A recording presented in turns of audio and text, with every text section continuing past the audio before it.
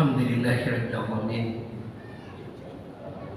Hamdan yuwafi wa yuwafi majidah. Asyhadu an la ilaha illallah, asyhadu anna Muhammadan abduhu wa rasuluh. Allahumma salli wa sallim wa sallim tasliman katsiran. Qala Allah ta'ala fi Qur'anil Karim. A'udzu billahi minasyaitonir rajim. Bismillahirrahmanirrahim. Ya ayyuhalladzina amanu taqullaha haqqa tuqatih wa la tamutunna illa wa antum muslimun. Areba fi hudal muttaqin alladzina yu'minuna bima unzila ilayka wa ma unzila min qablika wa bil akhirati hum yuqinun.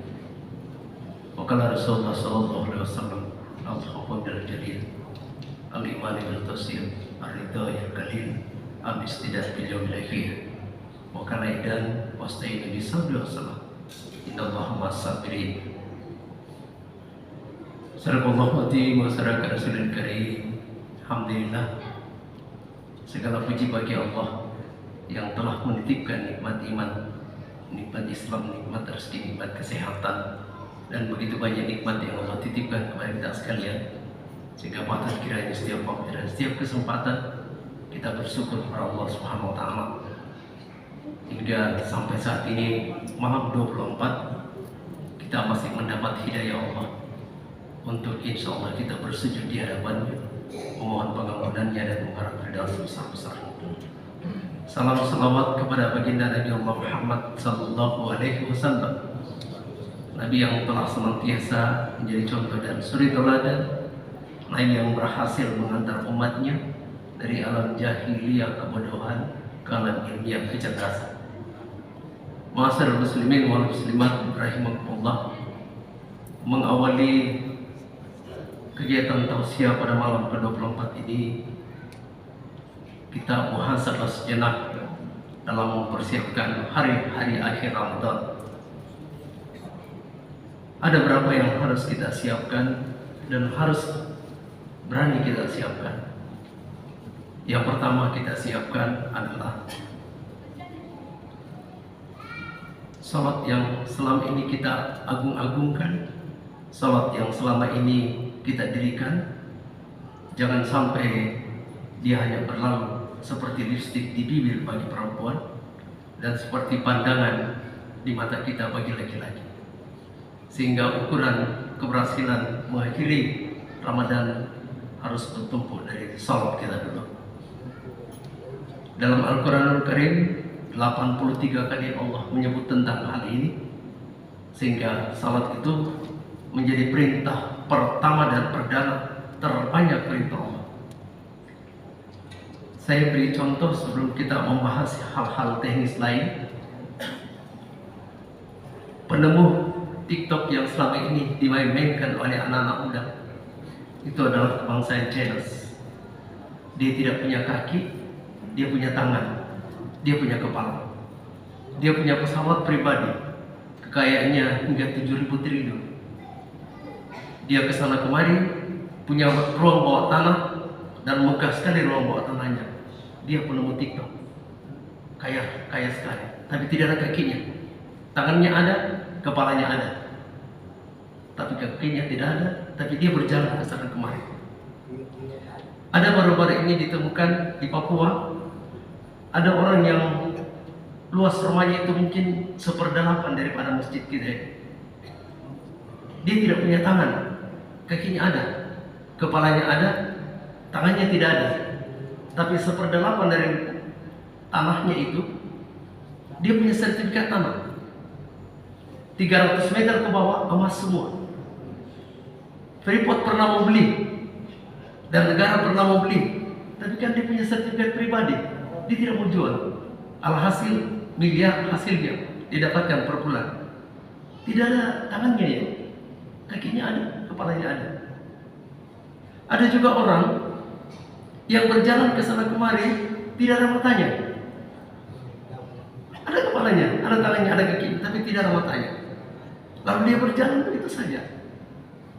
Nah, apa hikmah pembicaraan yang saya mau kemukakan sama kita? Satu, kalau kita puasa lalu kita tidak sholat, ibaratnya Kita punya kaki, kita punya tangan, tapi kita tidak punya kepala. Kalau ada orang berinfak, bersedekah, rajin silaturahimnya, saum puasanya hebat, lalu dia tidak puasa, sama sekali Allah kepada yang tidak ada kepalanya. Nah, kalau tidak ada kepala, tidak ada artinya tubuh ini. Tidak ada artinya. Biar menegang kelompok tinggi, biar gak kaki. Kalau tidak ada kepala, tidak ada artinya. Artinya salat itu menjadi tiang agama. Wasta'inu bis-sabri was-shalah. Dirikan sabar dan salat sebagai penolongmu. Inna salatan hanif al-sayyi wal munkar. Salatmu itu dapat mencegah dirimu dari perbuatan keji dan munkar. Jadi sampai Ramadan akhir ini, jaga dulu salat. Sebelum kita membahas hal yang lain, jaga dulu salat. Karena salatlah yang membedakan kita dengan umat-umat lain. Makanan kita hampir sama ya. Mobil kita sama, rumah kita sama, catnya sama. Kita ke bank juga sama. Tapi ketika salat kita berbeda. Karena panggilan Allah hanya ada 3 kali. Hayya 'alas shalah, hayya 'alal falah. Mari dirikan salat dan mari menuju kemenangan. Pasti kita menang. Lalu panggilan Allah yang kedua, labbaik Allahumma labbaik, innal hamda wa ni'mata laka wal mulk. Ini panggilan Allah yang kedua bagi orang yang mampu atau Allah mampukan. Dan panggilan Allah yang ketiga, alladzina isa'at sabal musibah, kalau inna lillahi wa inna ilaihi raji'un. Kalau selama ini kita salat di belakang imam, maka saat ini kita salat di depan imam. Sehingga salat menjadi utama. Tapi ingatkan kepada anak, istri dan keluarga kita, kalau azan dikumandangkan, bukan panggilan muadzin, bukan panggilan baginda Rasulullah, bukan panggilan para malaikat, tapi panggilan Allah. Siapa yang berseru berdatangan, merasa terkejar dosa, merasa ada beban yang tidak bisa lakukan kalau bukan dia, sempurna imannya. Tapi kalau ada orang mendengarkan azan lalu tenang-tenang saja, maka Allah cabut sejenak imannya sampai dia mendirikan salat waktu yang tepat lagi. Yang kedua, di akhir Ramadan ini apa yang perlu lagi kita siapkan? Kita cek kembali kita punya saum puasa ini.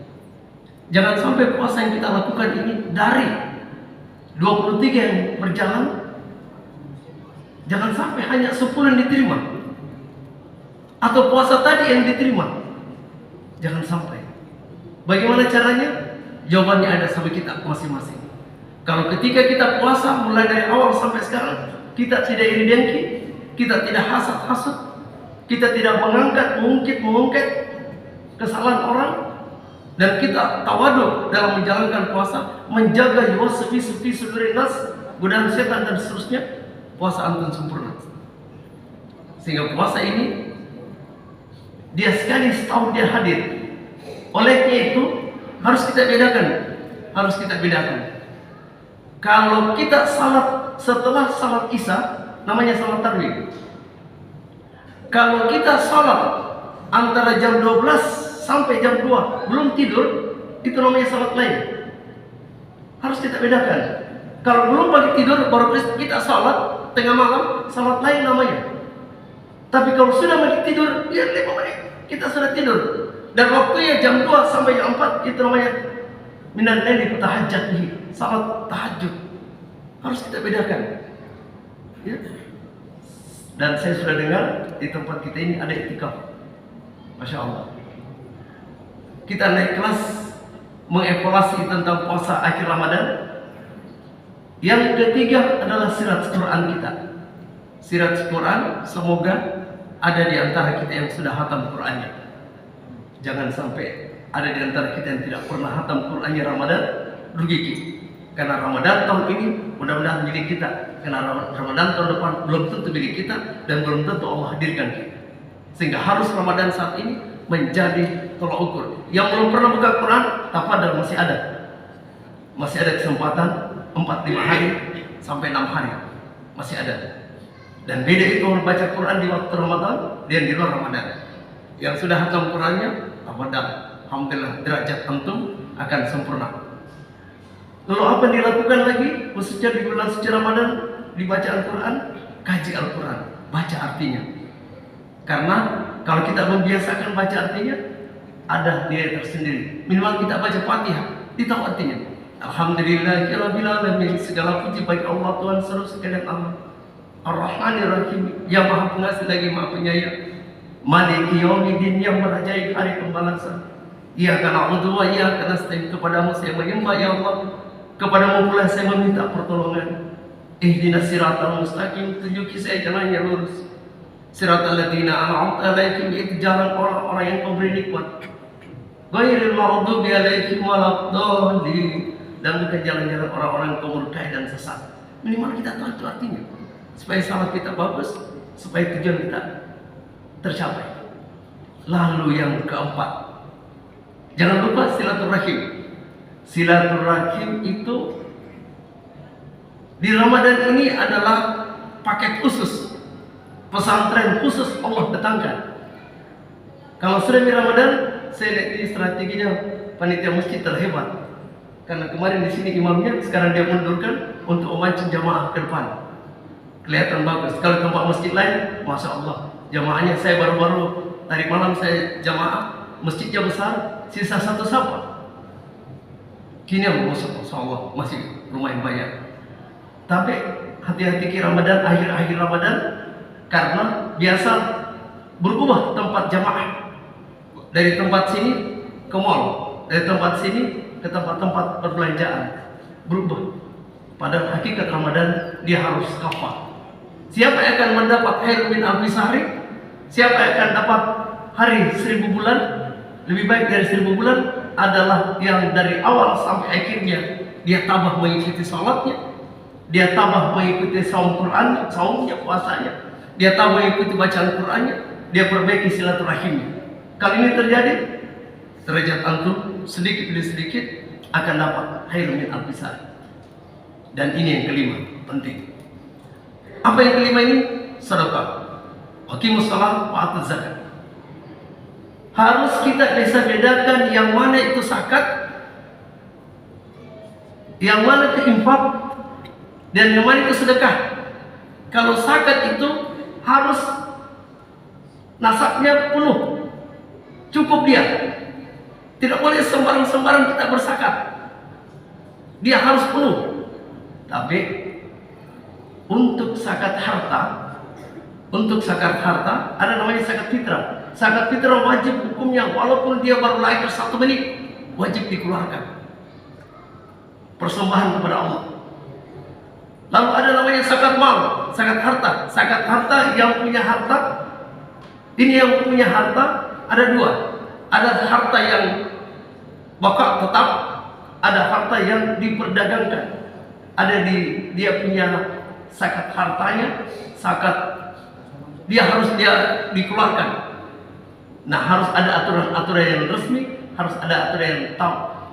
Lalu kalau infak itu setiap saat bisa dikeluarkan, 24 jam itu infak. Kalau infak 24 jam bisa kita keluarkan, kapan dan di mana saja. Kalau sedekah, ada 3 bentuknya sedekah. Pertama sedekah subuh, yang kedua sedekah Jumat, yang ketiga sedekah tarawih. Artinya kapan ada niat kita keluarkan sedekah itu. Ada niat kita keluarkan, biar bukan subuh. Tapi kalau ada niat dikeluarkan. Nah, baru-baru ini Bob Hidayah mendapat tren di beberapa media sosial. Saya punya teman di Jakarta, saya punya teman di beberapa di Kalimantan, dia beritahu di mana itu masjid Bob Hidayah, Ustaz. Saya bilang, kenapa? Wah, viral itu. Dia donor darah. Dia melakukan kegiatan akbar di masjidnya, masya Allah. Tapi kita sampaikan tentang besarnya itu sedekah darah, sedekah uang saja bisa diukur, itu uang. Berapa uangnya si A, berapa uangnya si B, bisa diukur. Tapi kalau sedekah darah tidak bisa diukur, karena darah dalam tubuh kita ini berfungsi banyak sekali fungsinya darah. Salah satu di antara fungsi darah itu adalah dia mengangkut nutrisi makanan. Dia bawa itu vitamin, dia bawa mineral, dia bawa karbohidrat, dan itu sudah dicuci, diginjal dan sebagainya, dicuci baru diedarkan. Lalu darah juga mengambil oksigen, ya, diambil oksigen dari paru-paru kita, agar oksigen di paru-paru keluar masuk, diambil baru disebarkan ke seluruh tubuh. Kalau tidak ada oksigen dalam tubuh kita mati. Harus ada oksigen. Dan hebatnya, tapi bayangkan kalau kita makan nasi, sayur, ikan, 2 jam itu habis. Sudah habis itu dikelola hancur. Tapi kalau makan daging, ayam dan sebagainya, 6 jam itu baru hancur. Jadi jangan ada orang yang makan pagi makan bakso, siang makan coto, terus malam lagi makan kondro dan sebagainya. Kok bunuh diri itu? Kenapa? Karena usus kita ini, enzim amilase di tubuh kita ini, 6 jam baru bisa hancurkan. Belum bisa selesai, datang nilai 1, belum selesai, datang 1. Makanya ada orang yang terpaksa sembelit kalau dia buang air, karena belum terpunya baik-baik, datang lagi. Ya, jangan menyiksa perut. Kita lihat orang petani di kampung. Tapi mohon maaf, darah kita itu ada 4 golongannya. Ada darah A, ada darah B, ada AB, ada O. Dan O itu terbaik. Sama juga salat. Salat yang terbaik itu tertinggi nilainya subuh. Kenapa? Salat sunnah subuhnya lebih baik daripada salat sunnah itu, daripada bumi beserta isinya. Jadi salat itu tertinggi subuh. Kenapa? Karena subuh lahirnya baginda Rasul. Sehingga di antara darah ada lagi yang terbaik. Apa yang terbaik? O. Kenapa O? Karena O bisa menolong semua ini. O bisa menolong B, O bisa menolong A, O bisa menolong AB. Cuma darah kita di kota beda darah kita orang di kampung. Beda itu. Jangan dibilang sama darah. Makanya kalau begitu orang ditransfusi darah, diambil darahnya, disimpan dulu. Tidak boleh langsung dimasukkan. Dianalisa ke darahnya. Karena ada darah positif, ada negatif. Kalau orang di kampung, di Malai Kaji, di Bantai, di Jereponto, di kampung pedalaman, itu darahnya bersih. Karena tidak makan instan. Dia tidak makan barang-barang yang siap saji. Dia makan sayur saja, dia makan asli. Ya, dia makan kangkungnya, dia makan bersih, dia makan. Dia paling dia kasih garam.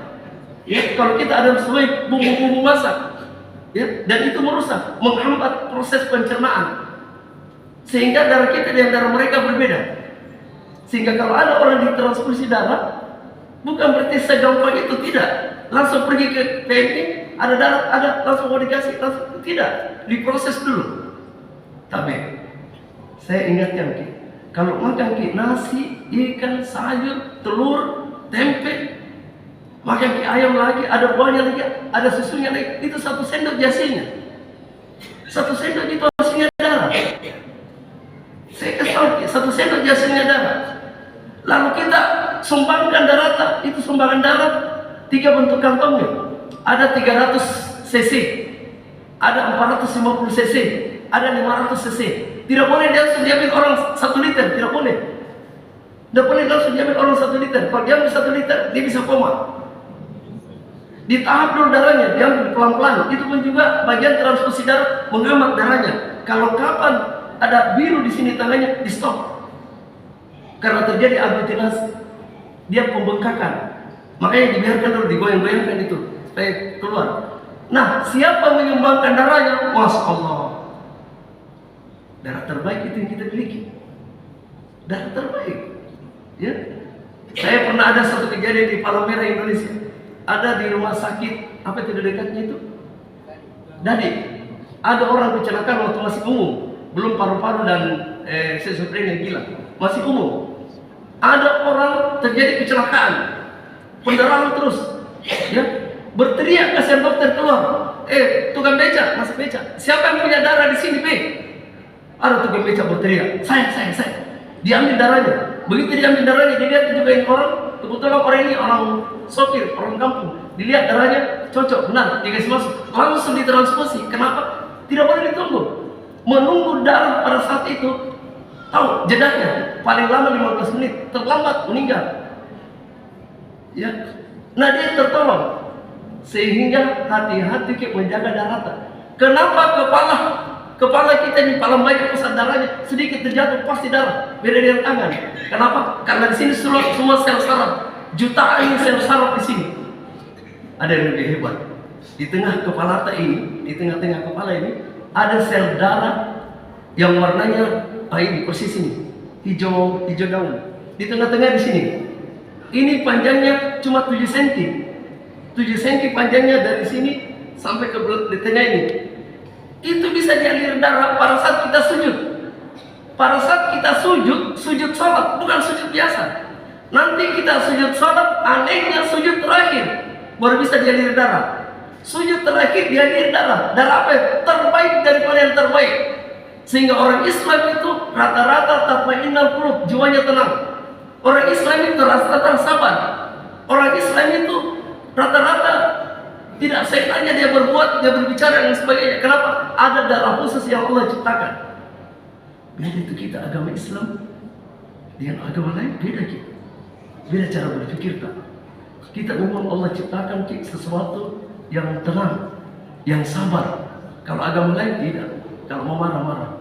Kenapa? Karena kita ada khusus sel darah yang Allah ciptakan. Nanti sujud terakhir warnanya sini hijau daun. Sehingga jamaah sekalian, saya ingatkan kita kepada penyumbang donor darah, pahala tak berlipat-lipat ganda. Luar biasa kita berlipat-lipat ganda.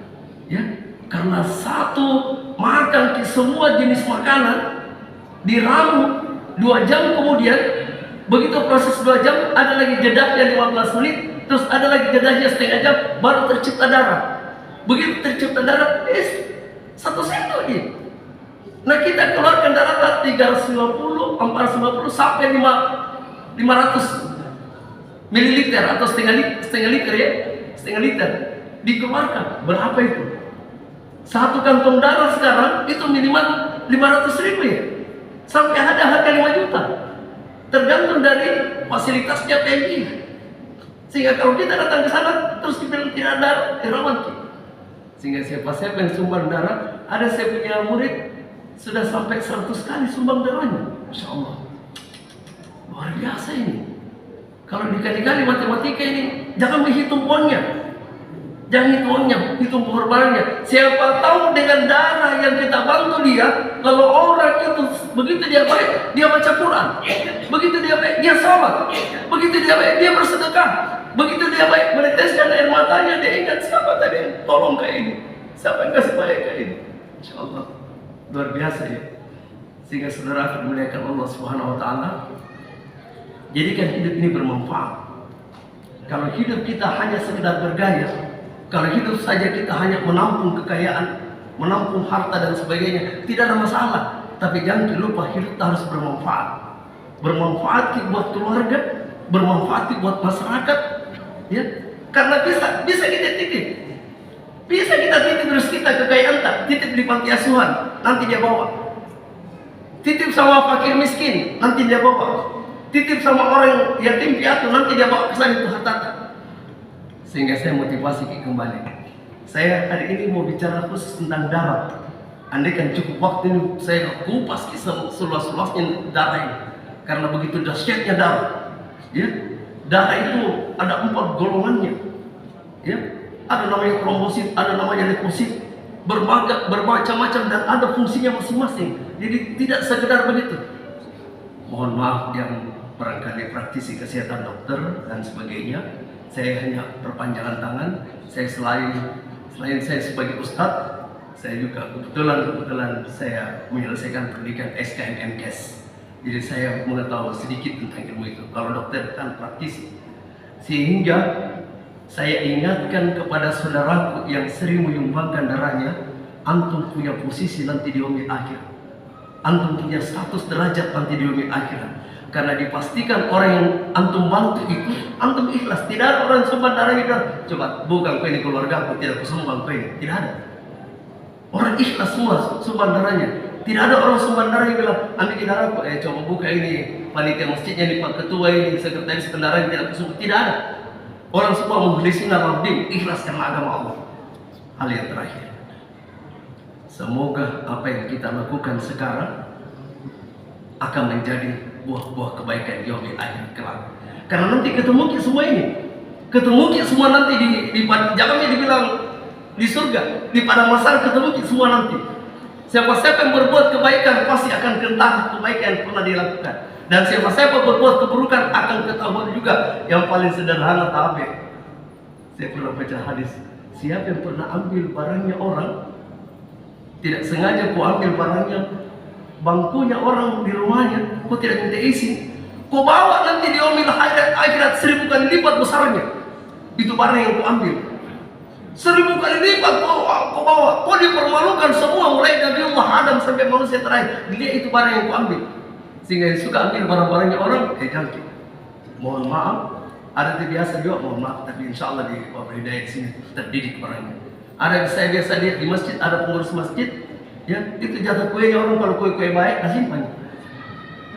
Ya, yang kue jelek-jelek, nak kasih. Ada semua pisang goreng, dadar, santang, anu semua dikasih. Yang baik-baik itu brownies, semua nak boleh dikasih. Ya, oi, nak ada makan orang itu kenapa disimpan? Kalau satu jadi simpan, baru sebentar selesai Ustaz mau dikasih makan juga.